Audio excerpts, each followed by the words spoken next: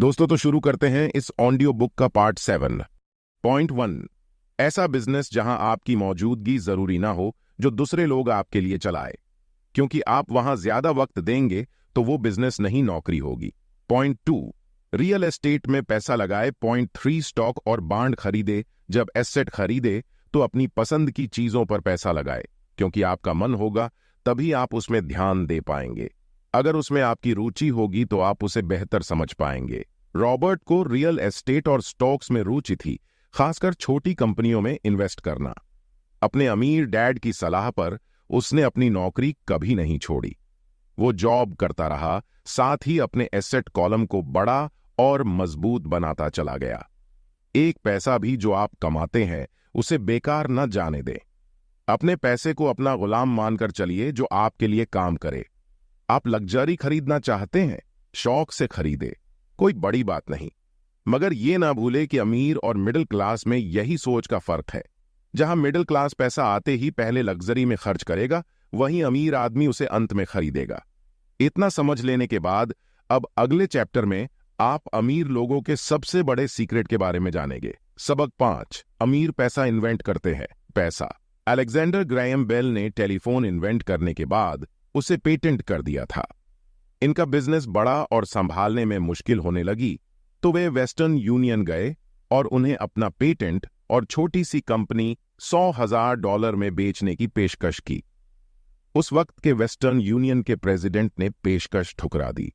उन्हें ये दाम कुछ ज्यादा लग रहे थे। और फिर उसके बाद एक बड़ी कंपनी AT&T का जन्म हुआ। रॉबर्ट 1984 से प्रोफेशनल तौर पर पढ़ा रहे हैं। एक चीज जो हजारों लोगों को पढ़ाने के बाद उन्होंने जानी, वो ये कि उन सब लोगों में पोटेंशियल था, बल्कि हर एक इंसान में पोटेंशियल है जो हमें महान बना सकती है। इसके बावजूद जो हमें रोकता है वो है खुद पर डाउट रखना। स्कूल छोड़ने के बाद हमें पता चलता है कि जिंदगी में आगे बढ़ने के लिए सिर्फ ग्रेड्स ही काफी नहीं होते। जैसे सिर्फ स्मार्ट लोग ही आगे नहीं बढ़ते, बल्कि वे बढ़ते हैं जो बोल्ड भी होते हैं। ये सच है कि फाइनेंशियल जीनियस होने के लिए इसकी नॉलेज भी होनी चाहिए, मगर साथ ही हिम्मत और बोल्डनेस भी चाहिए। ज्यादातर लोग पैसे के मामले में कोई रिस्क नहीं लेना चाहते, मगर अमीर होने के लिए आपको रिस्क लेने ही पड़ेंगे। क्योंकि हो सकता है आने वाले सालों में एक नया बिल गेट्स पैदा हो, या अगला अलेक्जेंडर ग्राहम बेल, और बाकी शायद दिवालिया बनकर गरीब हो जाए। अब ये आपकी मर्जी है, आप इनमें से क्या बनना चाहते हैं। अगर आप अपना फाइनेंशियल IQ बढ़ाते हैं तो बहुत कुछ हासिल कर सकते हैं, और अगर नहीं तो आने वाले साल और भी डरावने हो सकते हैं, क्योंकि हर पुराना जाता है तो नया आता है। तो जो आज है वही सबसे खुशहाल वक्त है। आज के दौर में लोग ज्यादा फाइनेंशियली स्ट्रगल कर रहे हैं क्योंकि उनकी सोच अभी भी पुरानी है। फिर वे अपनी गलती ना मानकर या तो अपने बॉस को इल्जाम देंगे या नई टेक्नोलॉजी को।